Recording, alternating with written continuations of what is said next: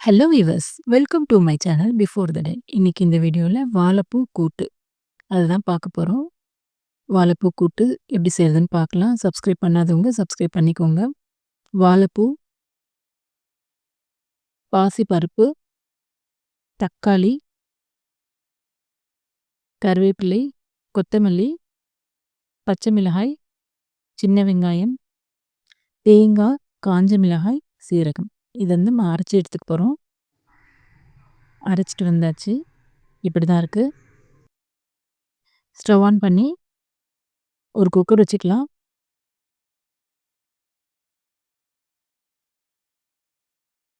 இதோட நம்ம சுத்தப்படுத்தி வச்சிருக்க வாழைப்பூ இதில் சேர்க்கலாம். இது கூட கழுவி ஊற வச்ச பாசிப்பருப்பு, சின்ன வெங்காயம், தக்காளி,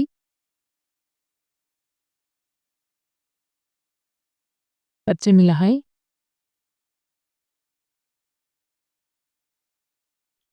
இதோட நம்ம தேங்காய் அரைச்ச அந்த மிக்ஸி ஜார் அலசின தண்ணி சேர்த்துக்கலாம் முதல்ல.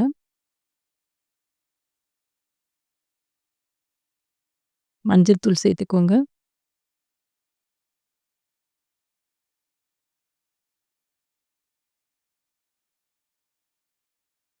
தேவையான தண்ணி சேர்த்துக்கலாம்.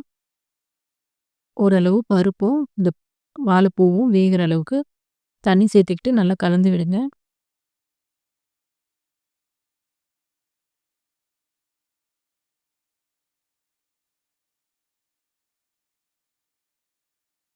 நல்லா கலந்துட்டு குக்கரில் நம்ம 2 விசில் வச்சு எடுத்துக்க போகிறோம்.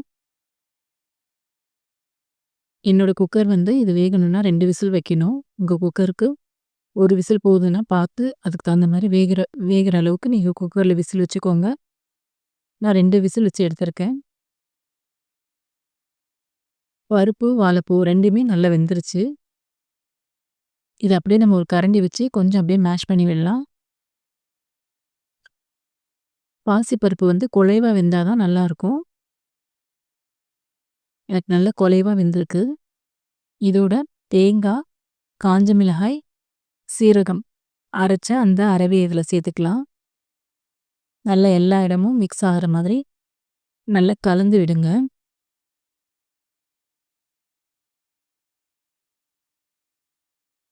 இதோட தேவையான அளவு உப்பு சேர்த்துக்கோங்க.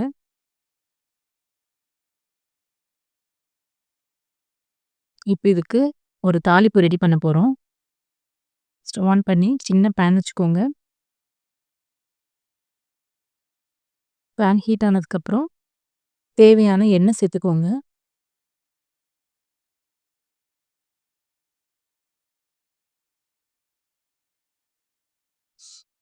எண்ணெய் சூடானதுக்கப்புறம் கடுகு சேர்க்குறோம்.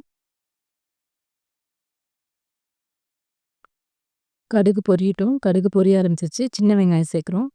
பொரியல், கூட்டு இது எல்லாத்துக்குமே சின்ன வெங்காயம் சேர்த்து செய்யும்போது அது டேஸ்ட் கொஞ்சம் நல்லாயிருக்கும். சின்ன வெங்காயம் சேர்த்துக்குவோங்க. இல்லைன்னா பெரிய வெங்காயம் கூட சேர்த்துக்கலாம்.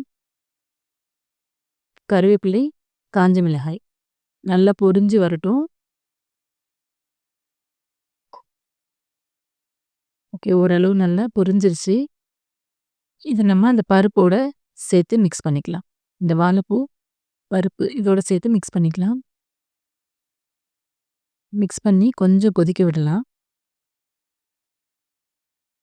எல்லா இடமும் இந்த தாளிப்பு வந்து எல்லா இடமும் சேரணும். உப்பு சேர்த்தாச்சு ஏற்கனவே. இதில் நம்ம மிளகாத்தூள் கொஞ்சம் கூட சேர்க்கவே இல்லை. அந்த பச்சை மிளகாவுடைய காரம் தான். அதோட காஞ்ச மிளகாய் கிள்ளி தாளிச்சிருக்கோம் இல்லையா, அதோட காரமும் சேரும். நல்லா கொதிச்சு வந்துருச்சு. இதோட நம்ம கொத்தமல்லி இலை தூவி இறக்கி வச்சிடலாம்.